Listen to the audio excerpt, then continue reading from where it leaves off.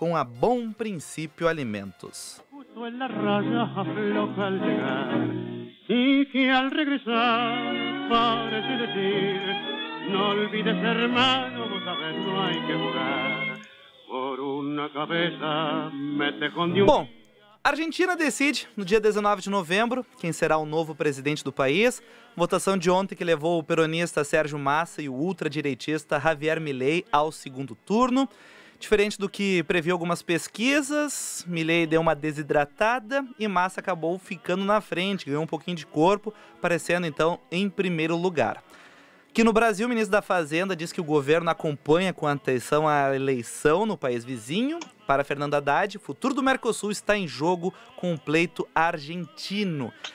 Quem vai contar um pouco dessa história, a gente saber se isso vai muito longe ou não, conosco novamente o teacher Bruno Segato conosco. Boa tarde, professor, tudo bem? Boa tarde, Vicente. Boa tarde, Ana. Boa tarde, nossos ouvintes. Prazer estar aqui de novo. Muito obrigada por estar conosco mais uma vez. Professor, o Vicente hoje chegou a colocar até blazer para lhe entrevistar. Ah, sim, importante, né? Ai, ai. Mas, professor, tirando o formalismo, começamos por onde nessa situação? Teremos que fazer alguma... Da onde é que vem essa confusão? Quem é esse ultradireitista? E para que lado está indo a Argentina? E eu já quero complementar, porque eu tenho uma curiosidade. Por que chamam o Milei de libertário? Tá, então vamos lá.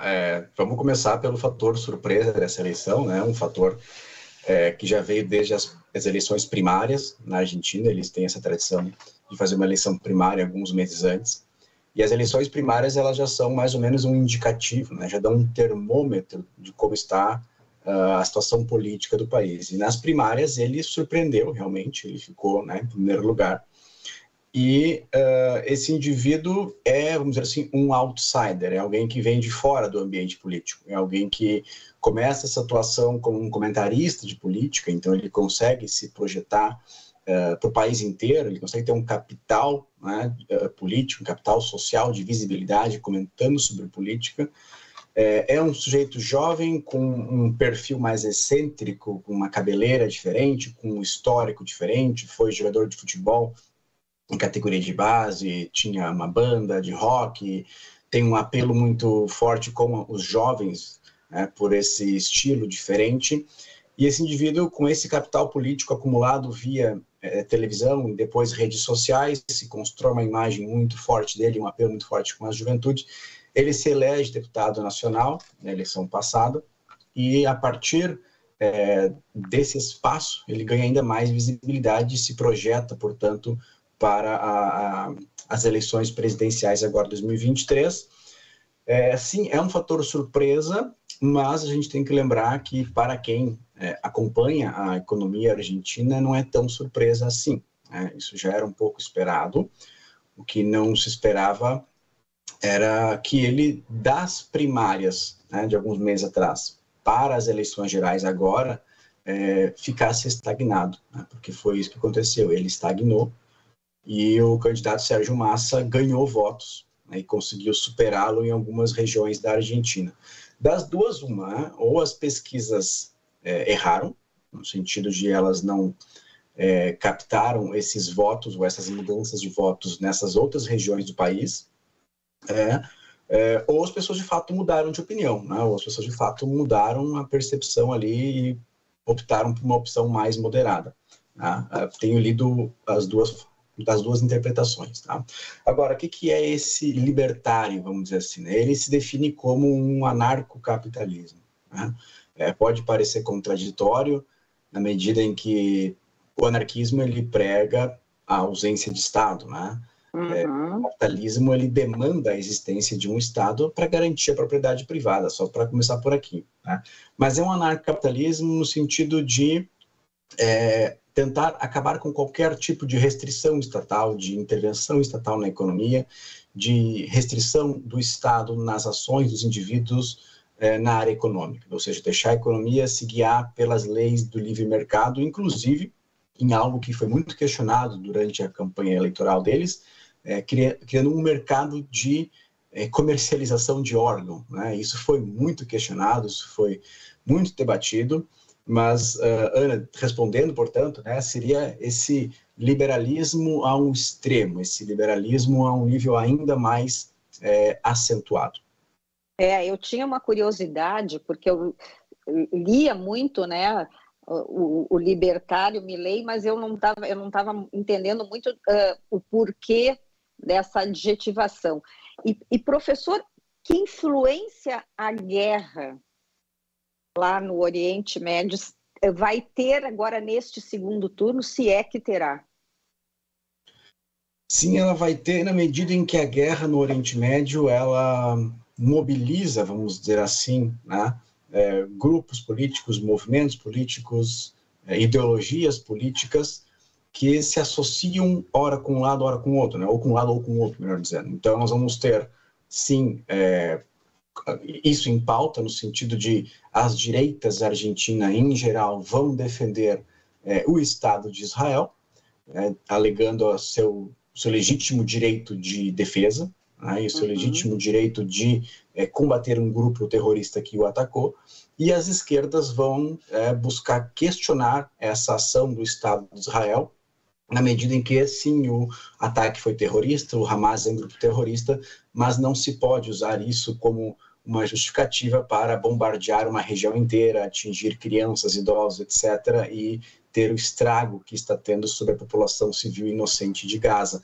Então, sim, a guerra vai contaminar o debate político, o debate eleitoral, embora ambas as figuras que vão para o segundo turno são figuras, vamos dizer assim, de um espectro político-ideológico mais moderado, mais conservador, que é o Sérgio Massa, e mais radical, porém, a uma direita libertária, que é o Javier Milei.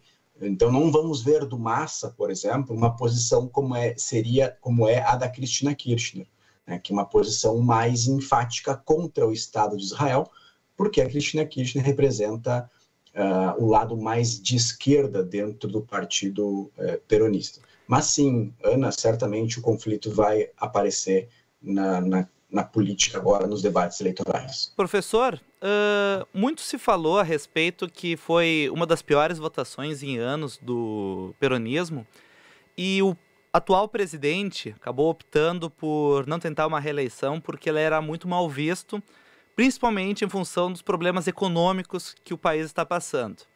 Vamos lá, o ministro da Economia é o candidato do partido e o ministro da Economia surpreende. Como assim? O que está acontecendo para o principal culpado da crise estar na frente das eleições?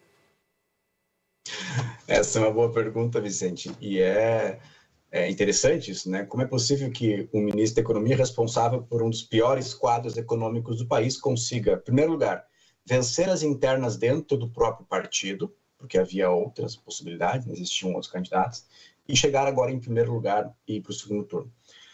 O primeiro aspecto que eu te respondo, e para os nossos ouvintes, é que ele chegou no final. Ele pôde dizer, quando assumiu o Ministério da Economia, que estou assumindo no final, então ele não tem 2 anos, acho, de Ministério da Economia, ele herda, né, um abacaxi grande para descascar, e obviamente que ele já sinalizava isso, que até o final do mandato ele não ia conseguir reduzir os elevados índices de inflação, por exemplo, que estão nas alturas. Então, o primeiro fator é esse, ele chega ao final, né? Ele diz, eu não sou o único responsável por isso, e conseguia, inclusive, muitas vezes devolver para a oposição, para os seus críticos, em especial para o Maurício Macri, né, que boa parte do endividamento externo atual da Argentina veio de mais um empréstimo contraído junto ao FMI durante a gestão Macri, durante a qual a Patrícia Bullrich, que é a terceira colocada, foi ministra de Segurança Pública. Então, segundo aspecto, em parte ele dizia, não é minha culpa, né? Eu estou aqui no final e quem endividou tanto o país não fui eu. Segundo fator, terceiro fator é o efeito pandemia. E isso explica por que o Alberto Fernandes também foi muito atingido na sua popularidade, né? A Argentina teve um dos lockdowns mais severos do mundo. E isso gerou uma paralisação da economia argentina significativa. E ninguém controlou a pandemia, né? A pandemia aconteceu e todos os países do mundo tiveram que lidar com ela. Então, o terceiro fator é nós fomos duramente golpeados pela pandemia. E quarto fator, Vicente, a Argentina foi duramente assolada por uma seca nesse ano. Uma seca que derrubou os índices de produtividade, a lucratividade do campo argentino. E quinto e último, ele conseguiu se distanciar desse lado mais radical do peronismo ou do Partido Justicialista, que é o lado kirchnerista, né, que é um lado fortemente condenado por boa parte do setor da sociedade argentina pelo seu modo de governo, enfim, pelas denúncias de corrupção que aconteceram nos últimos anos. E ao conseguir se distanciar desse lado mais esquerda, ele conseguiu angariar votos mais ao centro. Esse conjunto de fatores de entender por que ele conseguiu se impor nas internas e por que ele conseguiu chegar agora em primeiro lugar. Professor, diferentemente do que acontecia, digamos, aqui no Brasil, muita gente tenta traçar um paralelo do Milei com o Jair Bolsonaro, embora a Argentina não viva tantos escândalos políticos como nós vivíamos na época. Tem muitas semelhanças, na sua visão, entre eles? Tem muita semelhança, sim, Ana. Tem semelhança no sentido de que ambas foram lideranças que se apresentaram como outsiders, embora o Jair Bolsonaro já tivesse uma trajetória política de longa data, mas ele se apresentava muito mais como alguém que vinha do mundo militar do que da carreira política propriamente dita. Ambos se apresentam como outsiders, ambos têm uma liderança muito construída em cima das redes sociais, fazendo uso das redes sociais como instrumento de mobilização e de convencimento, vamos dizer assim, de setores mais conservadores da sociedade, e ambos, vamos dizer assim, se aproveitaram de um período economicamente vulnerável em que a sociedade brasileira, naquele momento, e a sociedade argentina, nesse momento, enfrentam duras situações de recessão, ou, no nosso caso, pós-recessão 2014 em diante, e em que o nível de insatisfação com atividade econômica e corrupção acabam levando a isso que os argentinos chamam de voto bronca. É o voto da indignação, é o voto de quem está disponível, de quem está disposto a apoiar alguém que contraria, vamos dizer assim, o discurso normal, político, o establishment político, de alguém que vem de fora. Então, sim, os paralelos são muitos. Tá? São muitos os paralelos possíveis aqui de estabelecer entre um e outro. Professor, ambos os candidatos, eles têm força agora nesse segundo turno. Como é que funciona o segundo turno na Argentina? Ele é parecido com o nosso aqui no Brasil, de debates, aquele corpo a corpo. E, a partir disso, ambos conseguem chamar os que não votaram neles a irem às urnas e escolher um lado? E aí, também complementando essa pergunta, para onde irão os votos da Patrícia Bullrich? Então, vamos lá, vamos por partes. Segundo turno, Vicente, a gente tem mais ou menos como a eleição dos Estados Unidos, né? Na eleição dos Estados Unidos, a Ana pode falar melhor do que eu, que acompanha, já foi para lá várias vezes. Os candidatos, eles não frequentam todos os estados. Os candidatos, eles vão nos estados-chave, onde eles têm chance de reverter votos, né? Os chamados swing states.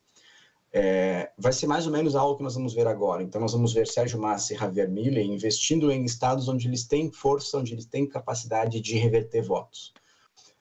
A grande Buenos Aires, o grande conurbano bonaerense, é uma região historicamente peronista, uma região que historicamente vota em candidatos da esquerda, do Partido Justicialista, agora votou também pelo Sérgio Massa. Em compensação, a capital, Buenos Aires, é uma cidade historicamente de tendência liberal, né? Se a gente for ver, o Maurício Macri era, né, prefeito de Buenos Aires. Geralmente a prefeitura de Buenos Aires já é um trampolim para a presidência, tal como a prefeitura ou o governo do estado de São Paulo.